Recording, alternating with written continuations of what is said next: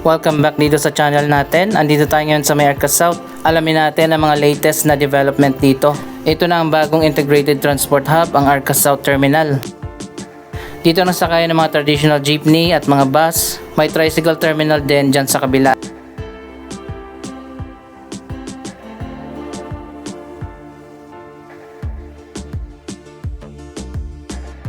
Mas maganda dito kumpara sa dating terminal na nagsarado na.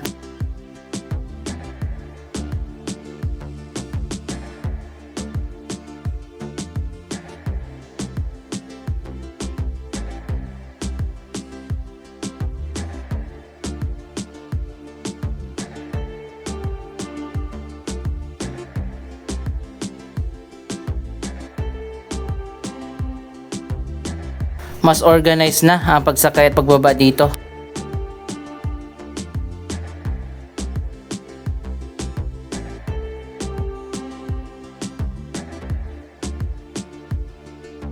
By the way, sobrang lawak pala nitong Arca South Terminal. Marami pang pwedeng kasya dito. Sa ngayon, hindi pa full capacity ang terminal.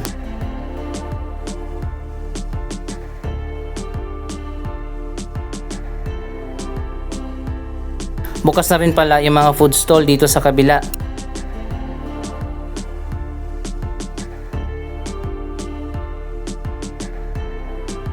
Dati nakasarado pa itong area pero sa ngayon open na at meron na mga tenant. Ayan, sa wakas pwede na tayo magmerienda dito.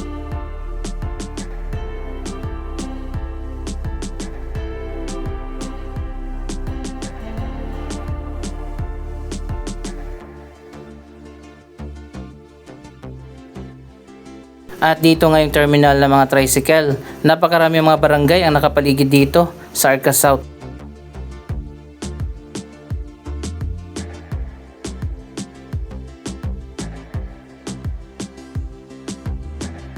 Nasa likod lang ito ng dating Sunshine Mall na ngayon ay nagsarado na.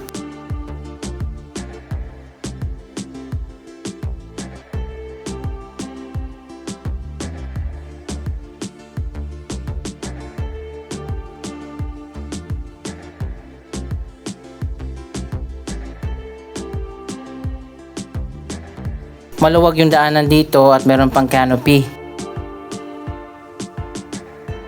Dito naman yung bagong binuksan na parking area para sa mga sasakyan. Ayan, para sa mga nagtanong, meron ng parking dito.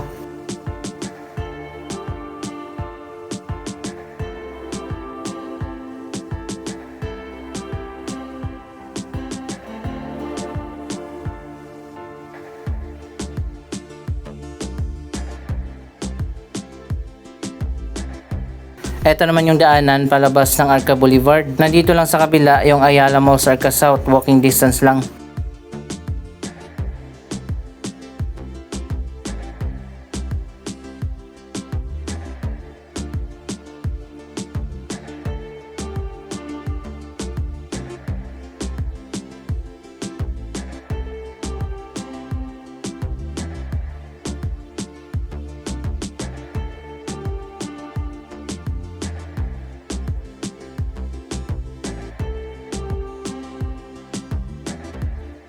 Napakaganda ng terminal na ginawa ng Ayala dito.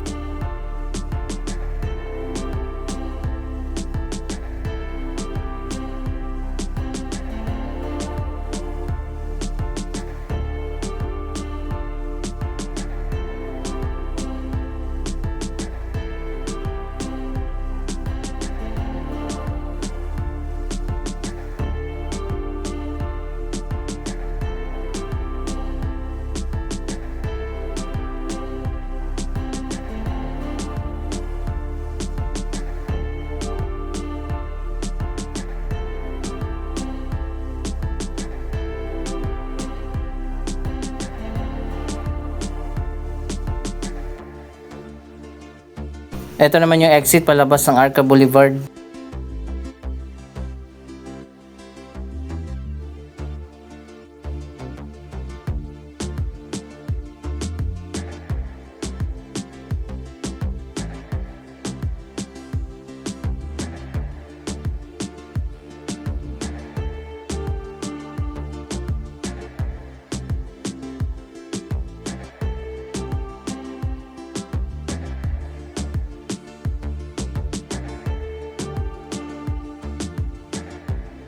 Kaya pala tayo pumunta dito sa may Arca South. Nagsimula na yung road widening dyan sa may East Service Road. Tingnan natin yung latest na progress.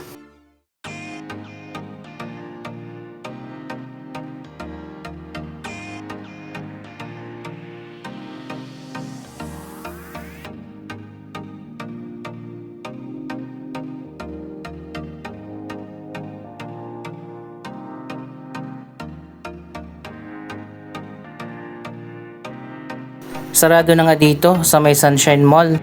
Siguro sa mga susunod na buwan, i-demolish na rin yan.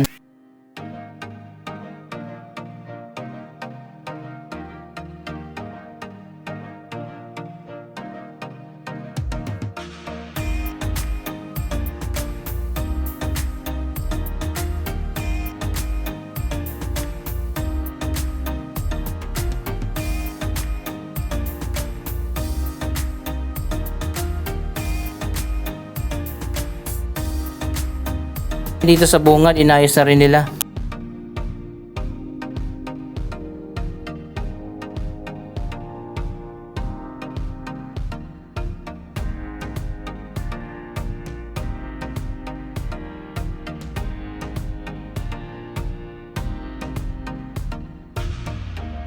Para sa mga hindi pa nakakaalam, dito itatayo ang TCITX, ang pinakabagong integrated transport terminal sa may Arca South.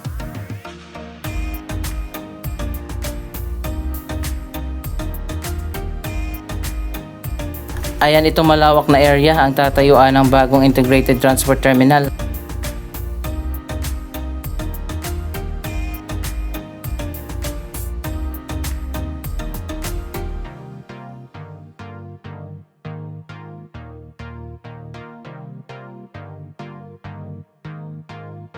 Dapat nga matagal lang nasimulan ang project na ito, pero na-delay dahil nga sa right of way issue. At ngayong 2026 posible nang matuloy ang TCITX. Ngayon ay okay na ang right of way. Dito rin kasi itatayo sa area yung Southeast Metro Manila Expressway na i-connect dyan sa may Skyway. Sa likod ng TCITX dadaan yung bagong Skyway Stage 4.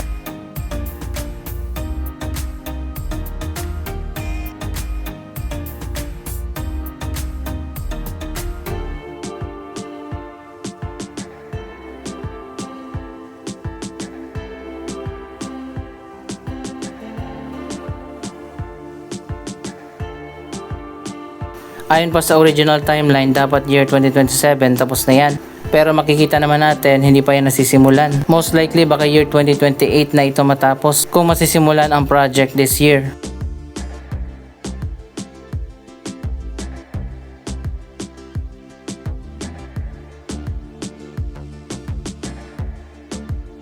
Ayan, paglabas naman natin dito, yung napakasikip na East Service Road.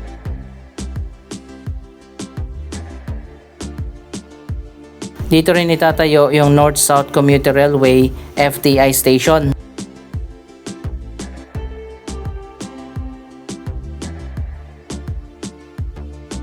At sa ilalim naman ito, ang FTI Station ng Metro Manila Subway na connected sa station ng North-South Commuter Railway para magiging common station ang FTI.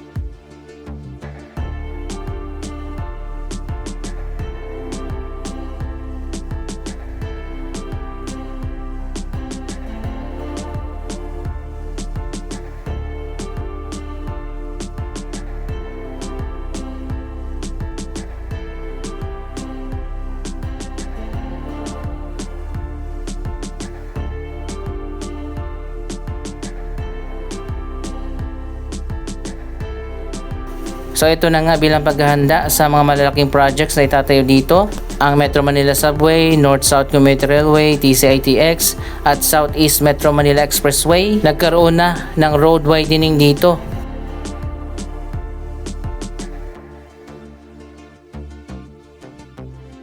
So ayan guys, nilawakan na nga yung kalsada dito.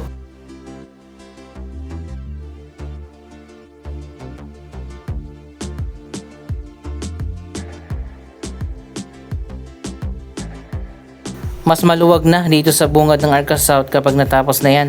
Hanggang October pala gagawin ang road widening dito sa East Service Road.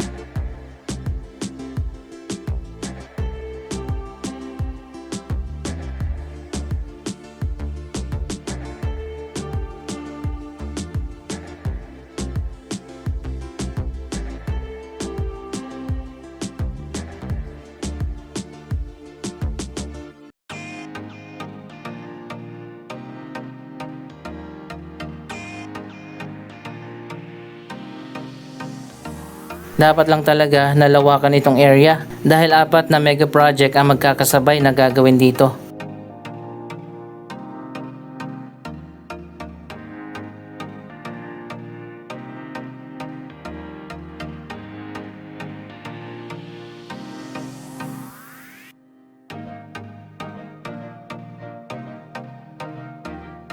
Ito namang magubat na area dito ang TCITX.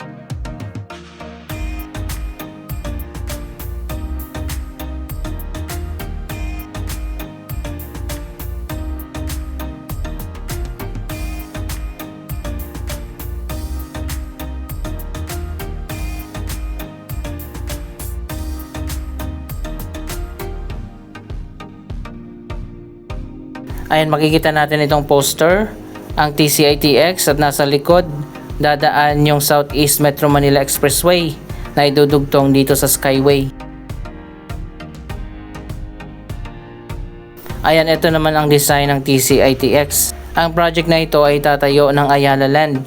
Mas malawak pa sa PITX ang itatayo na bagong terminal. Ito naman ay para sa mga provincial bus parang PITX.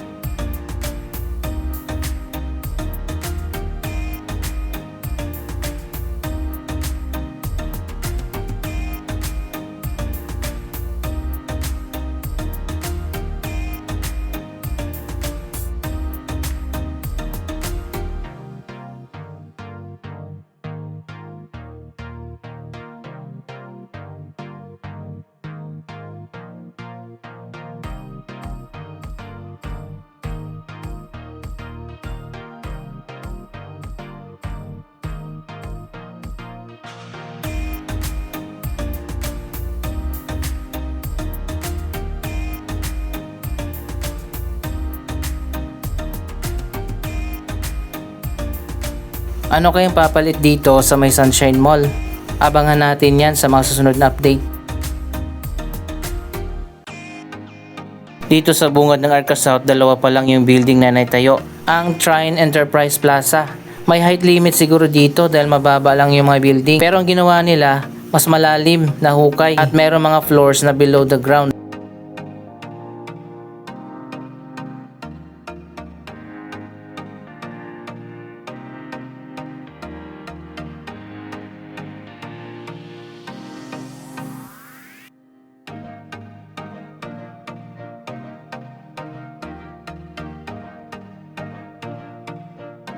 Sayang naman kasi yung area kung mababa lang na building ang pwedeng itayo. Ayan, makikita nyo naman, maraming floors na below the ground.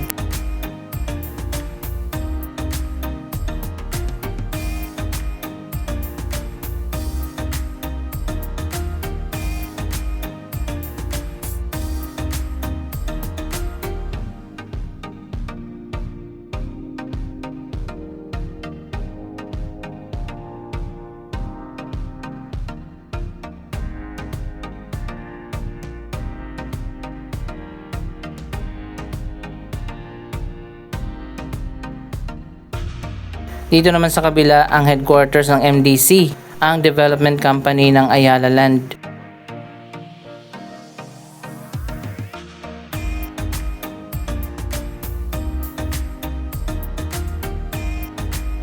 At nandito na nga tayo sa pinakabago na Ayala Malls Arca South. Nakapunta na ba kayo dito?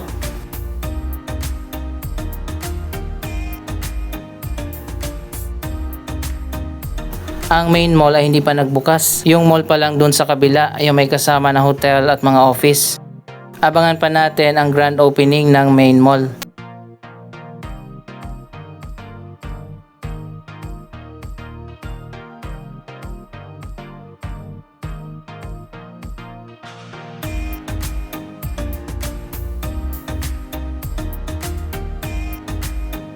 Anong masasabi nyo sa mga latest na development dito sa Arca South? Mag-comment lamang dyan sa baba ng inyong mga reaksyon. Maraming salamat sa inyong panonood. Huwag kalimutan na i-like, i-share ang video ito at mag-subscribe. Thank you for watching!